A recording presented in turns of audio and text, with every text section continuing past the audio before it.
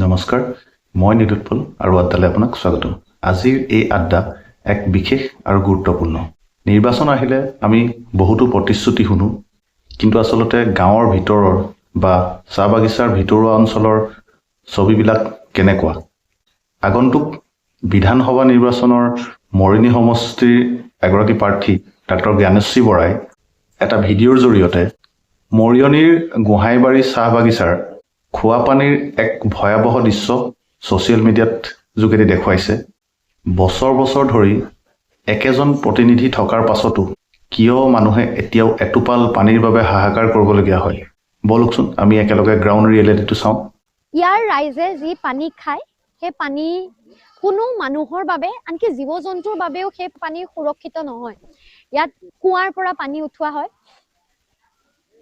কুঁৱাৰ পৰা পানী উঠাই ৰাইজে খায়, আৰু কুঁৱাৰ পৰা যিটো পানী, সেইটো পানী যথেষ্ট লেতেৰা, যথেষ্ট মানে আইৰণ আৰু কি সকলো আচলতে লেতেৰাৰ এটা যি থাকিব পাৰে সকলো থাকে। সেই পানী আনি ৰাইজে এনে এটা ফিল্টাৰ কৰে। এইটো ফিল্টাৰ, ঘৰৰ ফিল্টাৰ।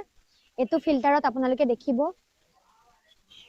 এয়া অৱস্থা, এয়া, আৰু তাৰ পৰা পানী এইদৰে তললৈ পৰে। এয়াই খোৱা পানী। এইখিনি পানীকে মাক দেউতাকে খায়, 2 বছৰ 3 বছৰ জন্ম হোৱা শিশুৱে এইখিনি পানীকে খায়। সঁচাকৈ চাওকচোন, এয়া খোৱা পানী নেকি? ডাক্তৰ জ্ঞানশ্ৰী বৰাই যিখন ছবি এই ভিডিঅ'টোৰ যোগেদি দেখুৱাইছে, এইটো আচলতে সঁচাকৈ মৰ্মান্তিক। আজিৰ দিনতো আমাৰ সমাজৰ মানুহবিলাকে এনেকুৱা পানী খাবলগীয়া হোৱাটো আচলতে অতিকৈ লাজৰ বিষয়। যি সময়ত পানীৰ যোগানৰ নামত কোটি কোটি টকা খৰচ কৰি থকা হৈছে, কিন্তু এনেকুৱা ভিতৰুৱা অঞ্চল বা বাগিচা অঞ্চলসমূহত ইয়াৰ প্ৰভাৱ ক'ত? এটা মন কৰিবলগীয়া বিষয় যে মৰিয়নি সমষ্টিটোত দীৰ্ঘদিন ধৰি এজন বিধায়কে আছে, আৰু ইমান বছৰ ক্ষমতাত থকাৰ পাছতো যদি এটা অঞ্চলত পানীৰ সমস্যাটো সমাধান নহয়, তেন্তে ক'ৰবাত নহয় ক'ৰবাত নিশ্চয় কিবা এটা ভুল হৈ আছে। মই কোনো নিৰ্দিষ্ট দল বা ব্যক্তিৰ বিৰোধিতা কৰিবলৈ বিচৰা নাই, কিন্তু মই এজন জনপ্ৰতিনিধিক আচলতে প্ৰশ্ন কৰিছোঁ যে এনেকুৱা হ'ব প্ৰকৃততে লাগে জানো?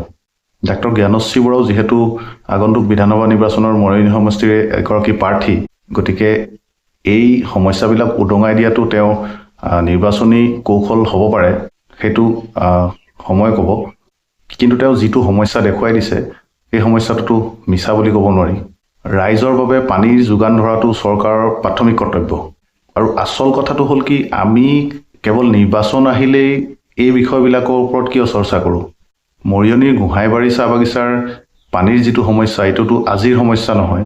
যদি নতুন প্ৰাৰ্থীয়ে আহি এই সমস্যাটো আঙুলিয়াই দিবলগীয়া হৈছে, তেনেহ'লে পুৰণা প্ৰাৰ্থী বা জনপ্ৰতিনিধিজনে ইমান দিনে কি কৰি আছিলে?